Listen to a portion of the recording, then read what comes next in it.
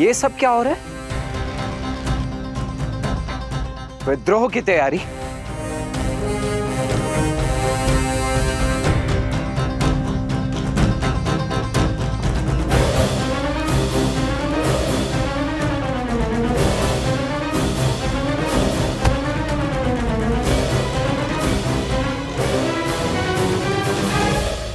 तो अब आप सब श्री राम के विरुद्ध उस शस्त्र उठाने को उत्सुक हैं। क्या यही है श्री राम और अयोध्या के प्रति आपका सम्मान?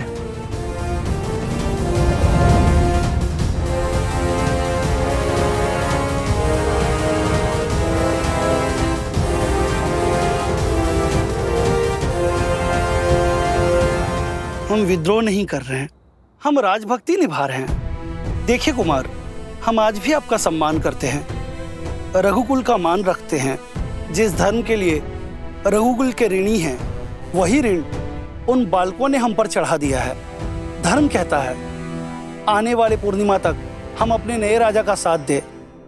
अतः आपसे विनती है, आप भी तनिक अपनी प्रजा पर विश्वास कीजिए। अपने राजा की ढाल बनना यदि आपकी इच्छा है, तो अपने राजा की आज्ञा का पालन करना मेरा कर्तव्य है। उन दोनों ऋषि कुमारों ने हमारे अश्व और मेरे छोटे भाई शत्रुघ्न का अपहरण किया है। अब या तो आप हमें वो अश्व और शत्रुघ्न लौटा दीजिए, अन्यथा युद्ध के लिए सज्ज हो जाइए।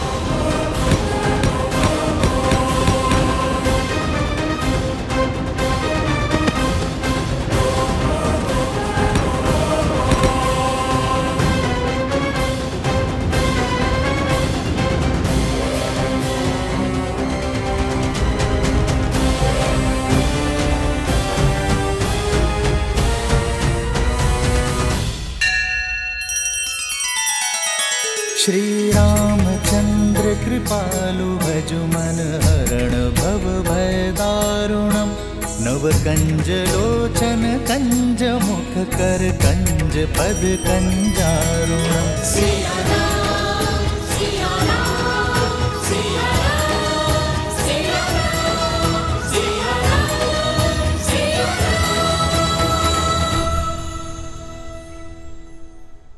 हमने आपसे पहले भी कहा था, महाराज और युवराज यहाँ नहीं है, वे किसी उद्देश्य पूर्ति हेतु बाहर गए हैं।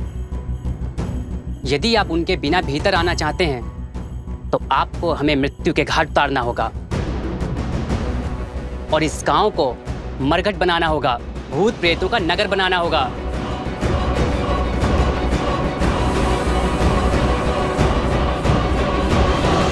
माता, जब आपकी माता ने आपकी प्रतिमा को यज्ञ में विराजमान देखा तो वो भाव विभोर हो उठी। माता, वो आंखों में आंसू लिए कहने लगी कि प्रभु श्री राम को पहचानने में भूल हुई उनसे।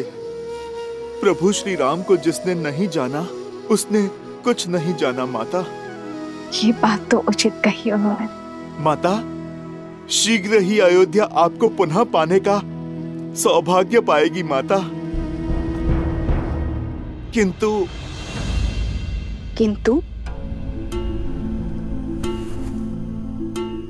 किंतु माता, एक प्रश्न है जो और प्रतीक्षा नहीं कर सकता। माता, ये मन भी कितना विचित्र है। दुर्भाग्य पर संदेह नहीं करता और सौभाग्य पर विश्वास नहीं करता।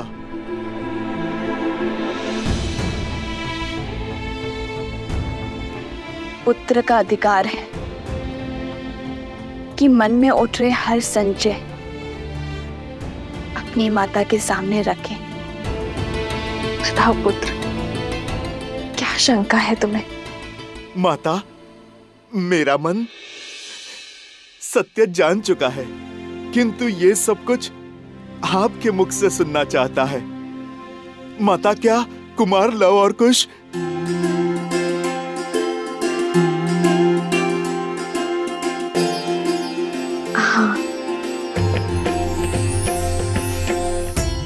कुछ मेरे ही पुत्र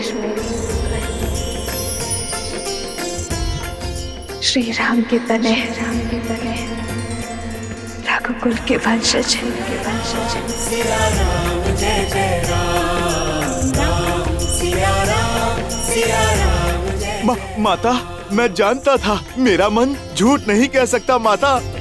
वो दोनों मेरी माता के पुत्र हैं, मेरे छोटे भाई हैं, मेरे छोटे भाई हैं माता, मेरे छोटे भाई हैं। लवकुश मेरे छोटे भाई हैं माता। हनुमान, इतनी आयु में भी बचपन। अब माता के सामने तो ये पुत्र बच्चा ही रहेगा ना माता। और फिर माता, बात भी तो ऐसी ही है। मैंने तो लवकुश को देखते ही उनमें आपकी और प्रभु की छवि पाली थी माता। उनकी कला, उनका तेज, उनका शौर्य बिल्कुल प्रभु की भांति है। मेरे प्रभु और मेरी माता की आत्मा का विलक्षण संगम है दोनों।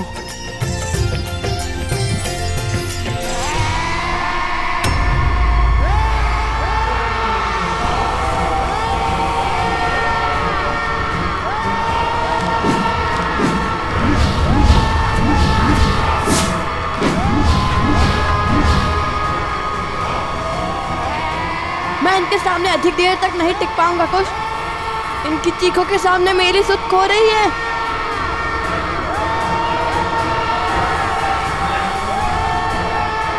कुश, ये तो रुक ही नहीं रहे।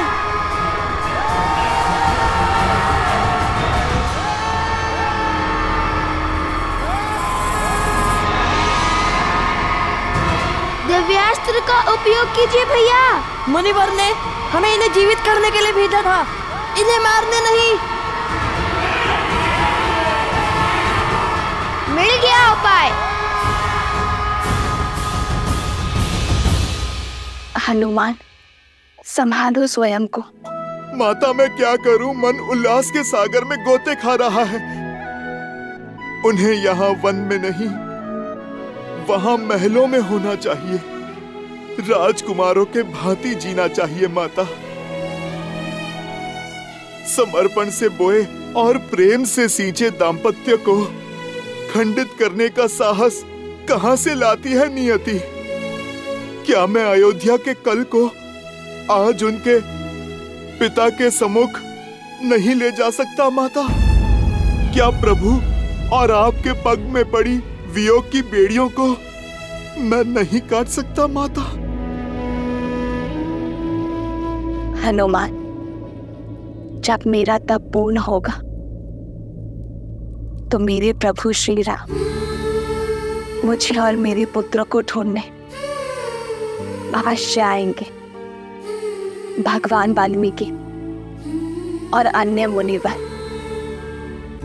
लवकुश को जिस पथ पर भेज रहे हैं वो तब का ही पथ है हनुमान। और तुम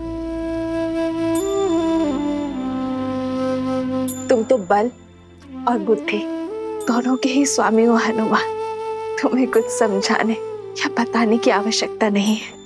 जो उचित लगे वो करो। जब लवकुश का जन्म हुआ था तो शत्रुघ्न भैया यहाँ आए थे। तब मैंने उनसे कहा था, सूर्यवंश के इन सूर्य का तेज अयोध्या तक नहीं पहुंचना चाहिए।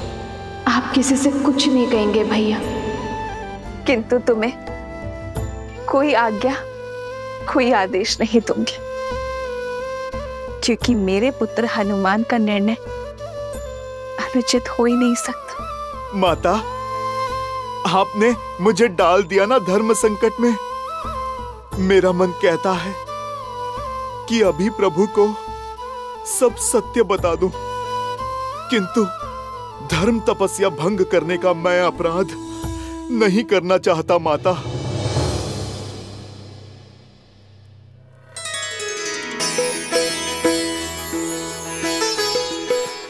अब तो केवल एक ही है जो मार्गदर्शन कर सकते हैं।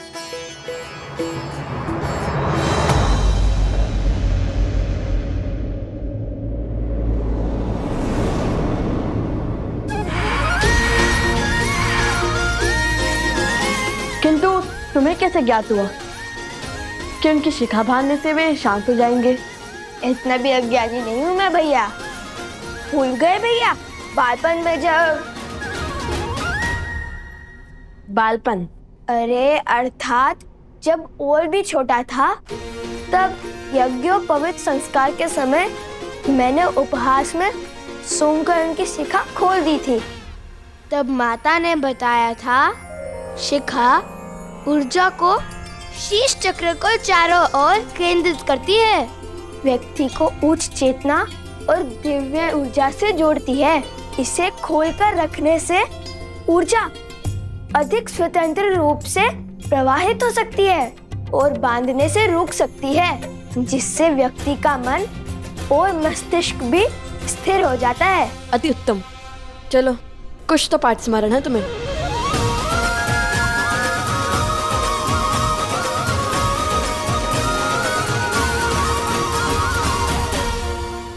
त्रिकालदर्शी भगवान वाल्मीकि को मेरा नमन। आ गए हनुमान? भला मैं आपकी पुकार को अनसुना कैसे कर सकता हूँ? आप मेरे आने का कारण तो जानते ही हैं। लव और कुश अयोध्यापति श्री राम के पुत्र हैं, किंतु संसार को ये सत्य बताने का समय अभी नहीं आया, क्योंकि आप उन्हें किसी बड़े उद्देश्य की पूर्ति के लिए सज्ज कर रहे हैं। जैसी आपकी इच्छा। किंतु मैं एक आज्ञा आपसे अवश्य चाहूंगा। आप मुझे मना मत कीजिएगा। साक्षात शिव के अंश को कैसे मना कर सकता? यदि तुम्हारे मन में कोई इच्छा जागृत हुई है तो वो सर्वथा आवश्यक ही होगी। बोलो, क्या चाहते हो?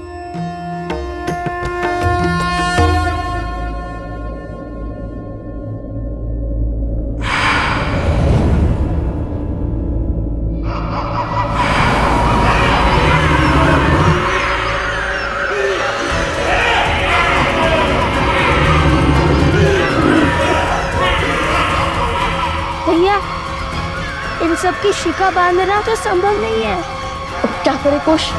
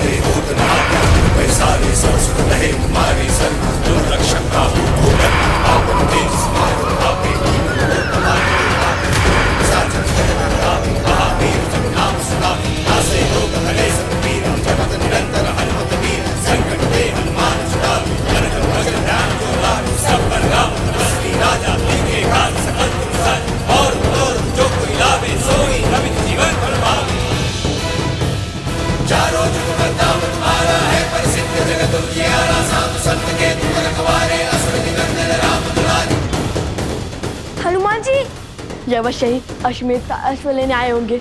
भागो कुश। अरे ऋषि कुमारों, रुकिए।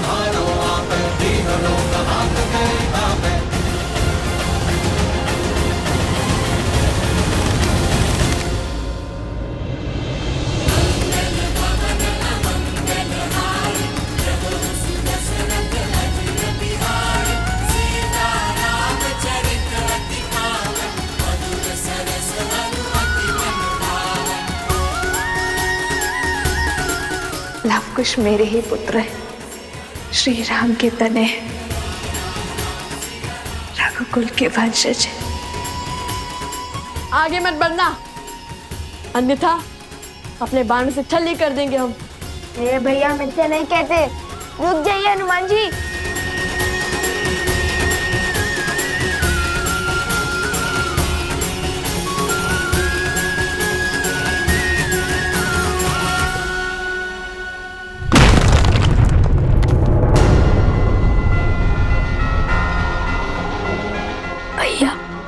अवश्य ही इनकी कोई योजना होगी अश्व ले जाने की।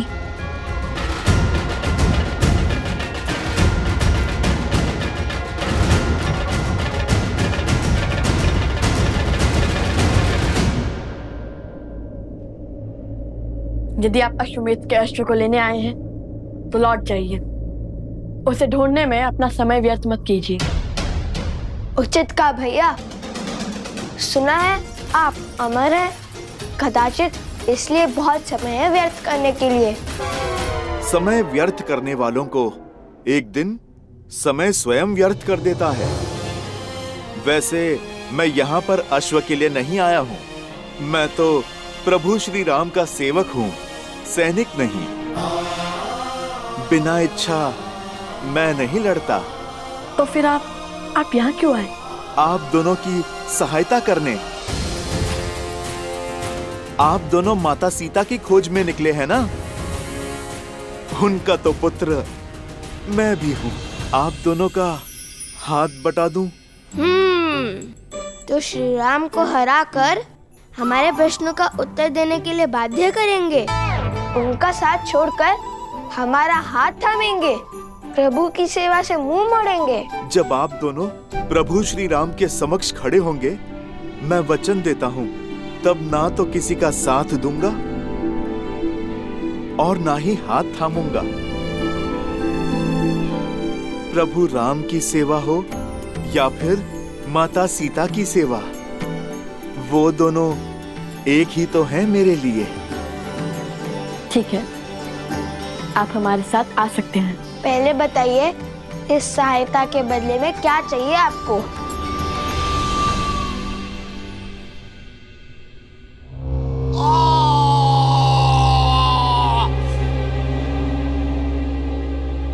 पिछले 15 वर्षों से राम उसके राज्य को जितना नीचे धकेलने का प्रयास कर रहे हैं, वो उतना ही ऊंचा उठता जा रहा है। राम ने सहस्त्रों राक्षसों का संहार किया, अयोध्या में समृद्धि और शांति की ध्वजा लहराई। वहां ना कोई अब भिक्षा मांगता है, ना कोई चोरी करता है। उसने सब कुछ पा लिया और हमने सब कुछ खो दिया। आपका पुत्र, आपका राज्य, आपका सम्मान, आपके भाग में केवल एक जीत आई, राम और सीता का वियोग, और कुछ नहीं। आपकी पराजय हो चुकी है। माना कि मेरे प्रयास विफल हुए, किंतु जब तक अयोध्या में एक भी जीव के मन में अधर्म का वास है, धर्म कभी पूरी बातें नहीं जीत सकता।